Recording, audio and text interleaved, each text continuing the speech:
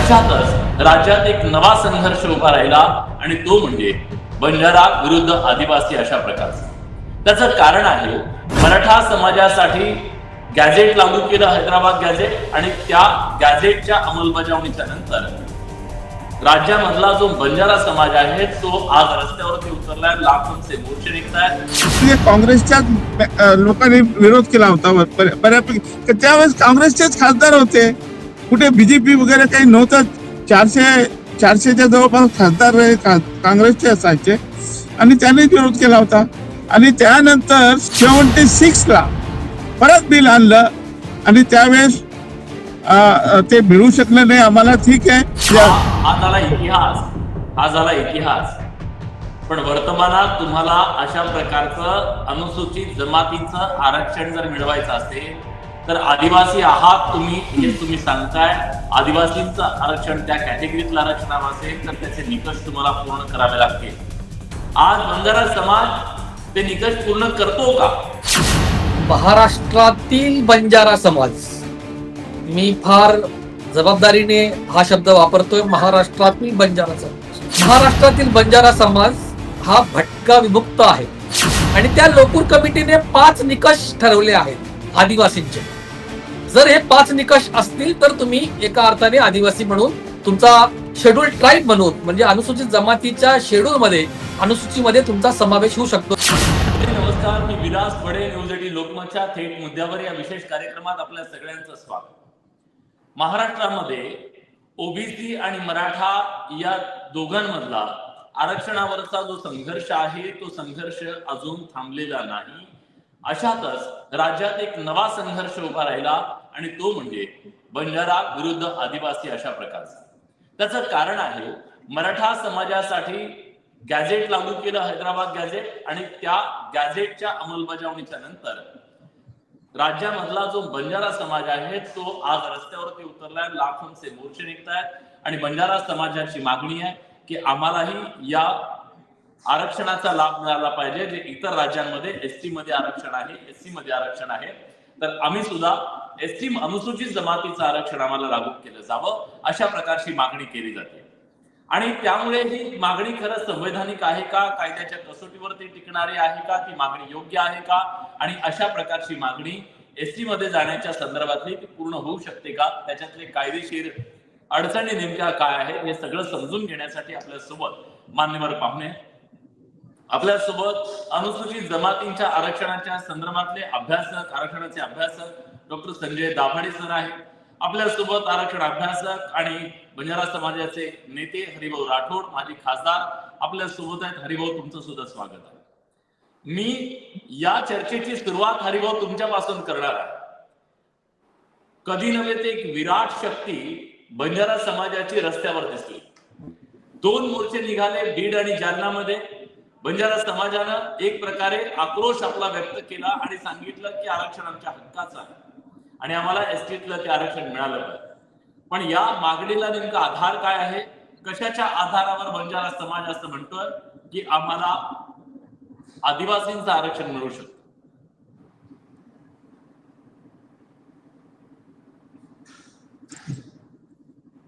खरं म्हणजे की आजची मागणी नाहीच आहे. ते थोडी म्हणजे ठीक आहे, आता मोठ्या प्रमाणात हा समाज याच्यामुळे जागृत झाला हैदराबाद गॅझेटमुळे. गेले 55 वर्ष, म्हणजे 20 नाही त्याही पेक्षा जास्त, 1966 साली पहिल्यांदा वसंतराव नाईकांनी आणि आमच्या सगळे रणजित नाईक, भानावतजी, आमचे सगळे जे बुजुर्ग होते आमचे, त्यांनी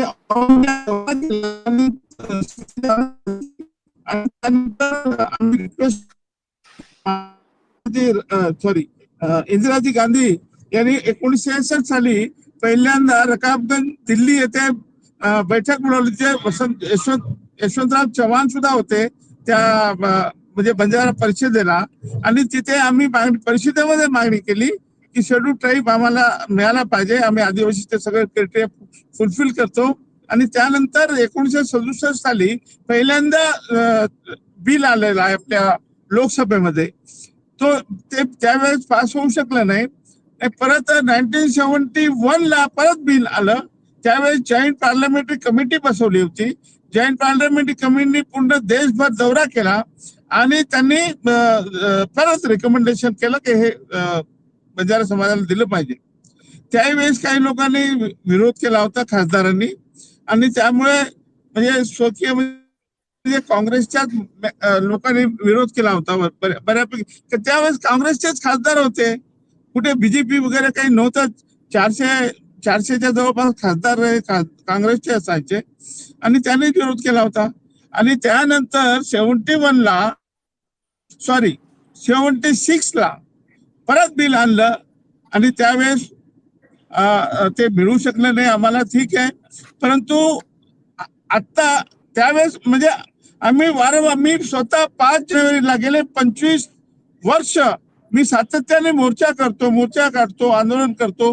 5 जानेवारी मुंबई आझाद मैदानवर मोर्चा असतो. कित्येक वेळा गोपीनाथ मुंडे माझ्या मोर्चाला आले, प्रमोद महाजन माझ्या मोर्चाला मार्गदर्शन करायला आले. पंकजा मुंडे खऱ्या अर्थाने माझ्या मोर्चावर पहिलं भाषण तिनं केलं होतं. तिच्या जीवनातलं म्हणजे तिच्या आयुष्यातलं तिच्या राजकीय भाषण पहिल्यांदा माझ्या स्टेजवर झालेलं आहे पंकजाताईंनी.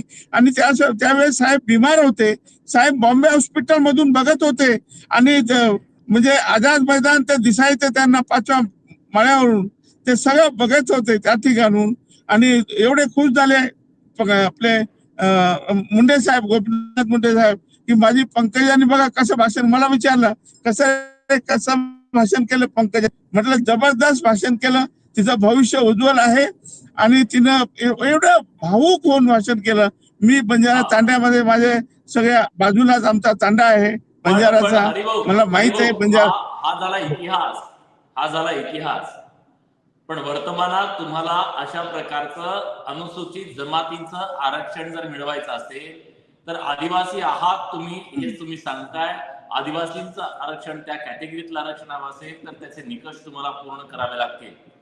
आज बंजारा समाज ते निकष पूर्ण करतो का? सगळे क्रायटेरिया फुलफिल करतो तेव्हाच तर बिल आणलं ना. बिल उगीच आलंय का? बिल जेव्हा संसदेमध्ये बिल आलंय ना, त्यावेळेस सगळे आदिवासी विभाग, गव्हर्नमेंटच्या शिफारशी सगळ्या झाल्या होत्या, तेव्हाच ते बिल आलं ना. त्याशिवाय बिल आलं का? हा राजकीय विरोध झाला आम्हाला, केवळ राजकीय विरोध झाला. परंतु आपण तो क्रायटेरिया जो आहे खऱ्या अर्थाने तो आदिवासीचे क्रायटेरिया फुलफिल करतो, मी त्याला द्यायला पाहिजे. आता तुम्ही राजकीय काही विरोध कराल तर त्याला काय अर्थ आहे का? ठीक आहे हरिभाऊ, तुमची फ्रेम थोडीशी जास्त क्लोज लागली आहे, थोडस मागे जाता आलं तर बघा, जेणेकरून तुमचा चेहरा अधिक चांगला दिसेल. डॉक्टर संजय दाभाडे आपल्या सोबत आहेत. दाभाडे सर, क्रायटेरिया फुलफिल करतो बंजारा समाज आदिवासींच्या संदर्भात. त्यामुळे आदिवासींचं जे आरक्षण आहे तो आमचा हक्क आहे आणि ह्या हक्काचं आरक्षण मिळालं पाहिजे अशा प्रकारची मांडणी केली जाते. आदिवासी समाजाकडून जो विरोध केला जातो तो नेमका कशासाठी आहे, का विरोध केला जातो? महाराष्ट्रातील बंजारा समाज, मी फार जबाबदारीने हा शब्द वापरतोय, महाराष्ट्रातील बंजारा समाज. महाराष्ट्रातील बंजारा समाज हा भटका विमुक्त आहे आणि म्हणूनच नाहीये, कुठेही आदिवासी नाही असं तुमचं म्हणणं आहे. त्यांचा आदिवासी असण्याशी शून्य संबंध आहे. त्यांचा ते आदिवासी नाहीत. तर लोकूर कमिटी आहे, लोकूर कमिटी जी होती, न्यायमूर्ती लोकुरांची कमिटी तयार झाली होती. आणि कशा पद्धतीने एखाद्या जातीचा जमातीचा स्वीकार हा अनुसूचित जातीच्या यादीमध्ये म्हणजे कलम 341 जे आहे त्याच्यानुसार तो करावा. 342 संविधानातलं कलम आहे, त्याच्यानुसार कोणत्या जातीचा जमातीचा समावेश हा शेड्यूल ट्राईब मध्ये करावा हे त्याच्यामध्ये निर्धारित होतं. आणि त्या लोकूर कमिटीने 5 निकष ठरवले आहेत आदिवासींचे. जर हे 5 निकष असतील तर तुम्ही एका अर्थाने आदिवासी म्हणून तुमचा शेड्यूल ट्राईब म्हणून म्हणजे अनुसूचित जमातीच्या शेड्यूल मध्ये अनुसूचीमध्ये तुमचा समावेश होऊ शकतो. नंबर 1, तुमची आदिम संस्कृती. नंबर 2, तुमची अत्यंत भिन्न संस्कृती. नंबर 3, अतिशय महत्वाची, भौगोलिक अलगता. नंबर 4, स्वभावातील लाजरे बुजरेपणा. कारण की स्वभावातील लाजरे बुजरेपणा हा आदिवासींचं अतिशय महत्वाचं वैशिष्ट्य आहे. कारण हा समाज भौगोलिक दृष्ट्या दऱ्याखोऱ्यांमध्ये जंगलात राहतो. त्याचा इतर कोणत्याही समाजाशी जवळपास संबंध येत नाही. त्याच्यामुळे जसे नवीन लोक येतात त्यांच्या संपर्कात तो आला तर तो लाजरा बुजरा होतो. त्याच्यामुळे भटके विमुक्त समाज जो असतो, भटका विमुक्त समाज हा लाजरा बुजरा नसतो, कारण की तो सतत भटकत असतो. त्याचा वेगवेगळ्या समाजांशी आणि संस्कृतीशी त्याचा प्रदीर्घ काळ संपर्क येत असतो. त्याच्यामुळे त्याच्यामध्ये लाजरे बुजरेपणा हे हे जे लक्षण आहे ते नसतं, परंतु आदिवासींमध्ये मात्र ते असतं. त्याच्यामुळे हा चौथा मुद्दा आहे, लाजरे बुजरेपणा हा अतिशय महत्वाचा आहे. जशी भौगोलिक अलगता महत्वाची आहे दराखोऱ्यातली, तसंच लाजरे बुजरेपणा हा सुद्धा महत्वाचा आहे. आणि मग पाचवं जे मुद्दा आहे, लक्षण आहे ते एकूण अतिमागासलेपणा. हे 5 लक्षणं ज्या जर पूर्ण करत असतील तर त्या समाजांचा विचार हा लोकूर समितीच्या नुसार हा आदिवासी म्हणून केला जाऊ शकतो. या 5ही निकषांपैकी नेमक्या बंजारा समाज, महाराष्ट्रातील बंजारा समाज हा कोणते निकष पूर्ण करतो हा प्रश्न आहे. त्याच्यामुळे जरी त्यांच्या संदर्भात मधल्या काळामध्ये काही बिलं येऊन गेलेले असतील तरी त्यांना मंजुरी मिळाली नाही. ज्या अर्थी संसदेची मान्यता त्यांना मिळाली नाही त्या अर्थी बंजारा समाज हा आदिवासीच्या सवलती, आदिवासींच्या यादीमध्ये येण्यास पात्र नाही हे ठामपणे स्पष्ट होतं. त्याच्यामुळे आदिवासींचे कोणतेही निकष न पूर्ण करणे आणि मुळामध्ये भटका विमुक्त असणे ह्या गोष्टी बंजारा समाजाच्या बाबतीत आहेत. ते विमुक्त जातीमध्ये आहेत, जे म्हणजे ज्याला आपण NT-अ म्हणतो, त्याच्यामध्ये विमुक्त ह्या क्रिमिनल ट्राईब्स होत्या आणि त्याच्यामुळे त्यांचा समावेश हा याच्यामध्ये विमुक्त जातीमध्ये डिनोटिफाईड झाल्यानंतर त्यांचा विमुक्त जातीमध्ये त्यांचा समावेश झाला. महाराष्ट्रामध्ये स्वतंत्र त्यांच्यासाठी आरक्षण आहे, 3% स्वतंत्र 3.5% स्वतंत्र आरक्षण आहे. त्याच्यामुळे विमुक्त जाती म्हणून आहे. त्याच्यामुळे कारण ते आदिवासी नाहीत म्हणून ते विमुक्त जाती आहेत आणि त्यांना त्यांच्या सवलती या मिळत आहेत. ठीक आहे, मी हरिभाऊ राठोड यांना विचारतो.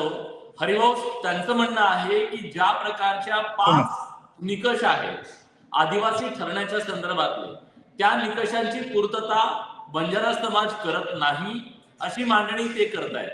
त्या निकष जे 5 आहेत त्यांनी सांगितलं, भौगोलिक आहे, सांस्कृतिक वेगळी ओळख आहे, लाजरे बुजरेपणा आहे, या सगळ्या गोष्टी असल्यामुळे हा मागणी होऊ शकते पण फुलफिल होऊ शकत नाही ते निकष, असं त्यांचं म्हणणं आहे. आता या निकषांमध्ये तुम्ही कसं बसता ते सांगा. ते तुम्हाला सांगावं लागेल. न्यायालयात जाल तुम्ही, आयोगाच्या समोर जाल तुम्ही, तेव्हा तुम्हाला हे सांगावं लागेल. हो, आदिवासी मध्ये आणि आमच्यामध्ये काही फरक नाही. त्याशिवाय का आंध्र आणि हैदराबादला, आपल्या आंध्र आणि तेलंगणामध्ये आम्हाला आदिवासी समाज आणि तुमच्यामध्ये नेमकं साम्य काय आहे ते म्हणतात. काही पण हे बघा, ते पाड्यात राहतात, आम्ही तांड्यात राहतो. त्यांचं देवदेवता आहे, आमचे पण एकच देवदेवता. आमची बोली भाषा वेगळी आहे, आम्ही सायनेस आहे, आम्ही अलगाववाद आहे, आम्ही गावापासून दूर राहतो, ते दूर राहतात. आम्ही गावात, आमचे घर नाही, तांडा वेगळा असतो, त्यांचंही वेगळं आहे. काही फरक नाही. 5 क्रायटेरिया सांगितलं ना यांनी, दाभाडेंनी, तर 5 क्रायटेरिया आम्ही फुलफिल करतो. आणि त्याशिवाय काय बिल आणलं का? आणि बिल मध्ये असं म्हटलं नाही आहे की हा एक क्रायटेरिया फुलफिल कर. मग जॉईंट पार्लमेंटरी कमिटी कशाला बसली होती? जॉईंट पार्लमेंटरी कमिटी ही संसदीय समिती असते, त्यामध्ये सर्व पक्षीय खासदार असतात. त्या सगळ्या पक्षांनी तो रिकमेंडेशन केलेलं आहे. त्यामुळे आम्ही फुलफिल करतो. केवळ राजकीय द्यायचं नाही, आता राजकीय इच्छाशक्ती पाहिजे ना त्यासाठी. त्यांना वाटलं आणि या लोकांनी विरोध केला. डॉक्टर नाही, या लोकांनी विरोध, काय झालं होतं ऐका, ओबीसीला एवढे दिवस रखडलं, मग धक्का लागू नये म्हणून वेगळं दिलं त्यांना 10%. आणि मग शेवटी आता जे दिलंय ते धक्का लागला नाही म्हणतात. धक्का लागला, आम्ही तर धक्का लावायचं नाही म्हणतो. आम्ही म्हणतो की शेड्यूल ट्राईबच्या 7% आरक्षणाला मुळीच धक्का लावायचे नाही. 60% आम्हाला नको आहे, आम्हाला 60% मधून नको आहे. आमचं जे 3% डिनोटिफाईड ट्राईब्स म्हणून आम्हाला ट्राईब्स म्हणता, तुम्ही ट्राईब्स म्हणता आणि ट्राईब्सच्या सवलती आम्हाला देत नाही. आम्हाला हे बघा, सिंपल माझं म्हणणं आहे, मी आजपासून काही मागणी करत नाही. गेले 50 वर्ष रेकॉर्डवर आहे सगळे. 5 जानेवारीचे माझे सगळे जर बघितले आपण पत्रक, मी कधीच शेड्यूल ट्राईब द्या म्हटलेलं नाही. शेड्यूल ट्राईब सारख्या सर्व सवलती द्या, हे माझं वाक्य प्रत्येक मी जाणीवपूर्वक 5 जानेवारीचा जेव्हा मागणी करत होतो त्यावेळेस मी याला सांगत होतो समजवण्यासाठी की भाई शेड्यूल ट्राईब बी द्यायला नाव द्या, शेड्यूल ट्राईब बी. शेड्यूल ट्राईब आमच्या ओरिजिनल आदिवासी बंधू, त्यांनी काही घाबरायचं नाही. घाबरायचं आहे, मी तुमच्या सोबत आहे.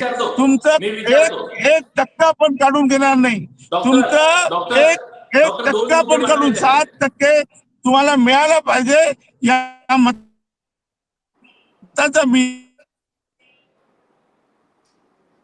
ठीक आहे, आपला त्यांच्याशी संपर्क तुटला, मी पुन्हा त्यांच्या संपर्क करण्याचा प्रयत्न करेन. डॉक्टर, 2 गोष्टी आहेत. एक तर आता त्यांचं असं म्हणणं आहे की आम्हाला आदिवासींच्या आरक्षणाला 7% जे आरक्षण आहे त्याला काही धक्का लावण्याचं काही कारण नाहीये, आम्हाला त्यांचं ते आरक्षण नको सुद्धा. जे 3.5% आता त्यांना आरक्षण आहे ते 3.5% ट्राईब म्हणतात पण ट्राईबच्या सुविधा देत नाहीत, अशा प्रकारची मांडणी ते करतात. खरं तर जर ते 7% मध्ये येत नाहीये, त्याच्यामुळे आदिवासींना धक्का लागत नाहीये, तर मग आदिवासींनी विरोध करण्याचं नेमकं कारण काय? आदरणीय हरिभाऊ राठोड साहेब यांच्याकडून जे 2 मुद्दे आलेत त्याच्याबद्दल आपण चर्चा करूया. पहिलं ते म्हणतायत की आम्ही बंजारा हे आदिवासींचे सर्व निकष पूर्ण करतो. मुळामध्ये ते भटके विमुक्त आहेत, हा मुद्दा आदरणीय राठोड साहेब विसरतात. आता त्यांचा जसा आमचा आदिवासींचा पाडा असतो तर ते म्हणतात आमचा तांडा आहे, पण तुमचा तांडा जो आहे हा सतत हलणारा आहे, तो एके ठिकाणी स्थिर नसतो. तो संपूर्ण तो आज महाराष्ट्रात आहे, उद्या कर्नाटकात आहे, उद्या तेलंगणामध्ये, परवा आंध्र प्रदेशमध्ये. त्याच्यामुळे भटके आणि तांडे स्थिरावलेत. आता महाराष्ट्रामध्ये तांडे हे ग्रामपंचायतीला जोडले गेलेले आहेत ना डॉक्टर. तांडे हे पूर्णपणे जसं पाड्यांचं आहे आणि तशाच पद्धतीने 9,000 जवळपास तांडे गावाला जोडले गेलेले आहेत ना. नाही, तांडे गावाला जोडले गेलेले असतील, इंडियन जिप्सी त्यांना म्हटलं जायचं. नाही, तांडे जर गावाला जोडले गेलेले असतील याचा अर्थ ते पूर्णतः आता म्हणजे आदिवासीचे निकष पूर्ण करतात असं त्याचा अर्थ होत नाही. अजूनही बंजारा समाज हा भटका विमुक्त आहे आणि भटका विमुक्त असल्यामुळेच संविधानिक आणि कायदेशीर प्रक्रियेनुसार ते महाराष्ट्रामध्ये विमुक्त जाती किंवा भटक्यांमध्ये आलेले आहेत. कारण की हे काही कुणाच्या डोक्यात आलं म्हणून ते विमुक्त झाले असं नाहीये. एक कायदेशीर प्रक्रिया पूर्ण करून ते विमुक्त जाती झालेले आहेत. माझा अजून एक मुद्दा असा आहे की जर ते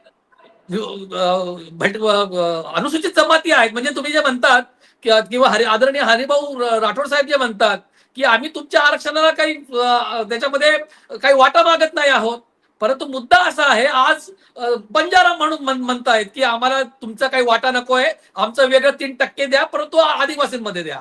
अहो पण उद्या धनगर गेल्या वर्षीपर्यंत धनगर म्हणत होते आम्ही तुमचं काही मागत नाही, आम्हाला आमचं वेगळं द्या. उद्या कुणबी येतील, परवा धोबी येतील, साळी कोळी माळी येतील, ते पण म्हणतील आम्हाला तुमच्या याला धक्का लावायचा नाहीये, आम्हाला 2-3% आमचं वेगळं करून द्या. हा काय प्रकार आहे? याला ही मारुतीची शेपूट सारखं परिस्थिती होईल. त्याच्यामुळे केवळ तुमच्या आरक्षणाला धक्का लागणार नाही म्हणून आम्हाला येऊ द्या, ह्या युक्तिवादाला काही अर्थ नाही. तुम्ही पहिल्यांदा आदिवासी असला पाहिजे, डॉक्टर आदिवासी असला पाहिजे तर तुम्ही यादीमध्ये येऊ शकता, नाहीतर येऊ शकत नाही. ठीक आहे, पण डॉक्टर हा मुद्दा आहे ना की हा जो बंजारा समाज आहे तो इतर राज्यांमध्ये एससी आणि एसटी अशा दोन्ही प्रवर्गामध्ये आपल्याला दिसतोय. जर तो 2 प्रवर्गात असेल, त्या यादीमध्ये असेल, तर याचा अर्थ तो फुलफिलमेंट करतोय, ते निकष पूर्ण करतोय, त्याच्याशिवाय तो त्या यादीमध्ये गेलेला नाहीये. जर इथल्या राज्य सरकारने, इथल्या व्यवस्थेने त्याला जर त्या ह्याच्यापासून बाजूला ठेवला असेल तर तो त्यांच्यावर अन्याय नाहीये का? मग बाहेरच्या राज्यांमध्ये त्यांना तो न्याय, इथं वेगळा न्याय का, असं त्यांचं म्हणणं आहे. बरोबर. माझ्या बोलण्याची सुरुवात मी केली ती महाराष्ट्र या शब्दाला अधोरेखित करून, त्याला स्पष्टपणे अधोरेखित केलेलं आहे. महाराष्ट्रामधल्या बंजारांची जी सामाजिक स्थिती आहे ती आदिवासी असण्याचे 5 निकष पूर्ण करू शकत नाही. त्यामुळे महाराष्ट्रामधले बंजारा हे विमुक्त जाती ठरतात, ते आदिवासी ठरत नाहीत. नंबर 1. नंबर 2, जर ते अखिल भारतीय पातळीवर जर ते आदिवासी आहेत असा त्यांचा दावा आहे आणि म्हणून आम्हाला महाराष्ट्रामध्ये सुद्धा तुम्ही आदिवासीमध्ये समाविष्ट करा असं जर त्यांचं म्हणणं आहे, तर मग कर्नाटकामध्ये ते अनुसूचित जाती म्हणजे दलित कसे काय आहेत? म्हणजे ते तेलंगणामध्ये ते अनुसूचित जमाती म्हणजे आदिवासी आणि कर्नाटकामध्ये ते अस्पृश्य झालेत का? नेमकं कसं आहे? म्हणजे त्यांच्या बोलण्यामध्ये सुद्धा सातत्य नाही. एकीकडे म्हणायचं की आम्ही आदिवासी आहोत आणि दुसरीकडे अनटचेबल्स म्हणून फायदा घ्यायचा.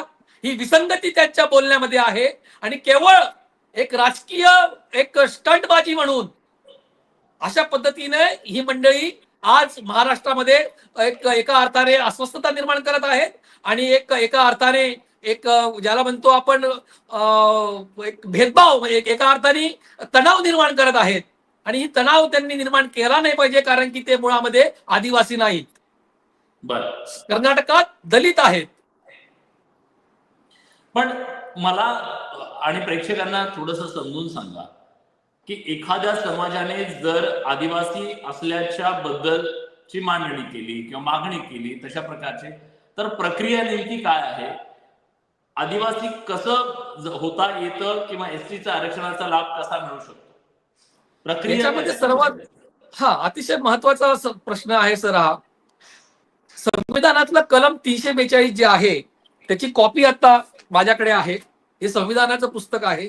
त्याच्यामध्ये असं लिहिलेलं आहे, संसदेला कायद्याद्वारे म्हणजे 342 त्याचा सबसेक्शन 2, संसदेला कायद्याद्वारे कोणत्याही जनजाती किंवा जनजाती समुदाय अथवा कोणत्याही जनजाती किंवा जनजाती समुदाय यांचा भाग किंवा त्यातील समूह खंड 1 अन्वये काढलेल्या अधिसूचनेत विनिर्दिष्ट केलेल्या अनुसूचित जनजातींच्या सूचीत समाविष्ट करता येईल किंवा त्यामधून वगळता येईल. आता हे 342 सांगतंय. आता याच्यानुसार कसं आहे की जर एखादी जात महाराष्ट्रातली एखाद्या जातीला वाटतंय की ते अनुसूचित जमातीची मागणी करतायत, तर मग अशी मागणी राज्य सरकारकडे आल्यानंतर त्याच्या अभ्यासासाठी नेमकी ही जात अनुसूचित जमातीचा क्रायटेरिया पूर्ण करते का, म्हणून आदिवासी संशोधन आणि प्रशिक्षण संस्था पुणे ही संपूर्णपणे शासकीय संस्था आहे, सरकारी संस्था आहे. यांच्याकडे तो अभ्यास द्यायला लागतो. आदिवासी संशोधन आणि ही पहिली स्टेप झाली. आदिवासी संशोधन आणि प्रशिक्षण संस्थेने त्यांचा अहवाल राज्य सरकारकडे ठेवायला लागतो. राज्य सरकारला जर ते वाटलं की ही मागणी रास्त आहे तर ते कॅबिनेट पुढे ठेवू शकतात आणि कॅबिनेटने मंजुरी दिल्यानंतर की यांचा समावेश अनुसूचित जमातीच्या यादीत करायला राज्याची हरकत नाही असा ज्यावेळेस शिफारस ही केंद्राकडे जाते तेव्हा ती पहिल्यांदा राष्ट्रीय अनुसूचित जमाती आयोग म्हणजे राष्ट्रीय नॅशनल शेड्यूल ट्राईब कमिशन कडे जाते. नॅशनल शेड्यूल ट्राईब कमिशन हे त्यांचे संपूर्ण तज्ञता, त्यांचे जे विशेष त्यांचे प्रावीण्य आहे त्याचा उपयोग करून किंवा अन्य संस्थेला कुणाचे एक्सपर्टाईज किंवा अँथ्रोपॉलॉजिकल आणि समाजशास्त्रीय अभ्यास करून त्याच्या संदर्भामध्ये अहवाल प्राप्त करून घेऊ शकते. आणि त्याच्यानंतर जर शेड्यूल ट्राईब कमिशनला वाटलं की अशा पद्धतीने याचा अहवाल आपल्याला सकारात्मक देता येऊ शकतो, मग तो जातो रजिस्टर ऑफ इंडिया RI ला जातो, निबंधक, भारताचे निबंधक. आणि त्यांना जर पटलं तर मग केंद्र सरकारच्या कॅबिनेटकडे जातं.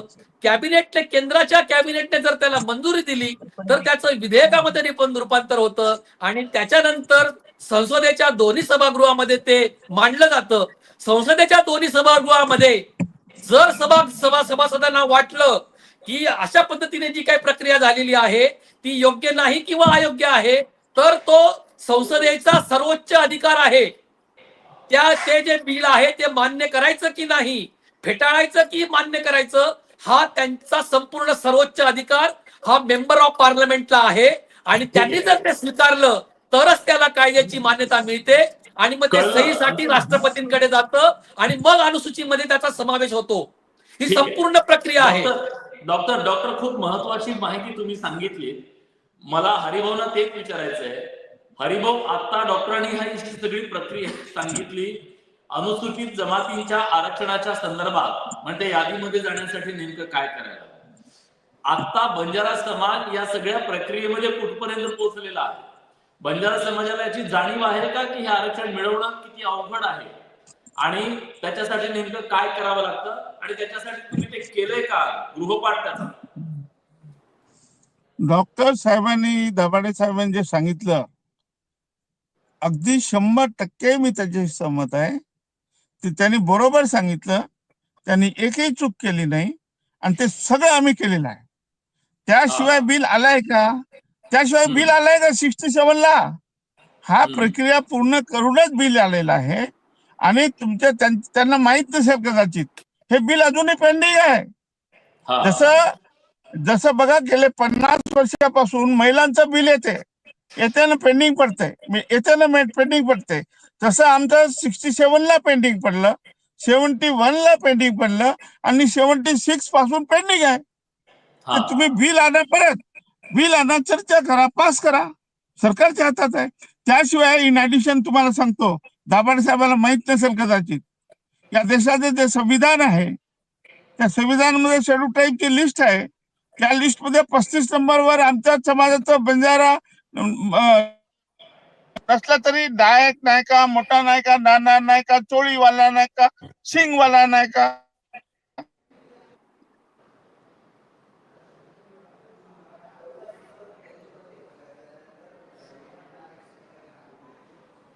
हरिभाऊ प्लीज झाले, हरिभाऊचा आवाज येत नाहीये. डॉक्टर, ऐकलं त्यांचं म्हणणं आहे की बिल आलेलं आहे, तिथपर्यंत आम्ही पोहोचलेलो आहोत आणि आता फक्त राजकीय इच्छाशक्तीच्या अभावी हे सगळं थांबलेलं आहे. अशा प्रकारचा मार्ग काही निघू शकतो का की त्यांना वेगळ्या प्रकारचा प्रवर्ग तयार करून तिसऱ्या सूचीच्या माध्यमातून अशा प्रकारचं आरक्षण देत आहे? अनेक भटके विमुक्त आहेत, तुम्हाला माहिती आहे की लक्ष्मण माने सर सुद्धा आंदोलन करतायत. त्यांचं सुद्धा म्हणणं आहे की या आदिवासींपेक्षाही जास्त त्यांची परिस्थिती दयनीय आहे आणि त्यांना न्याय मिळाला पाहिजे. खरं तर आज हे जर ते विकासापासून दूर असतील, त्यांच्यापर्यंत विकासाची कुठलीही योजना पोहोचत नसेल, तर त्यांना अशा प्रकारची सुविधा देऊन मुख्य प्रवाहात आणायला अडचण काय? अगदीच, म्हणजे भटका विमुक्त समाज जो आहे त्याचे स्वतःचे काही प्रश्न आहेत. त्यांच्यामध्ये वंचितता आहे, शोषण झालेलं आहे, मुख्य प्रवाहापासून लांब आहे. ह्या गोष्टी सत्य आहेत. म्हणजे त्यांचं भटकेपण आणि त्यांची वंचितता इथं नाकारण्याचा मुळीच मुद्दा नाहीये. त्यांच्यासाठी जे वेगवेगळे, म्हणजे अगदी तुम्ही जर बघितलं तर अय्यंगार कमिटी पासून आपण जर बघितलं, अय्यंगार कमिटीच्या पासून सुरुवात होते आणि नंतरच्या आतापर्यंतच्या रेणके आयोग असेल किंवा इदातेक आयोग असेल, इथपर्यंत सगळं येऊन थांबतं. अगदी मंडल आयोगामध्ये सुद्धा त्यांचा विचार करण्यात आलेला आहे.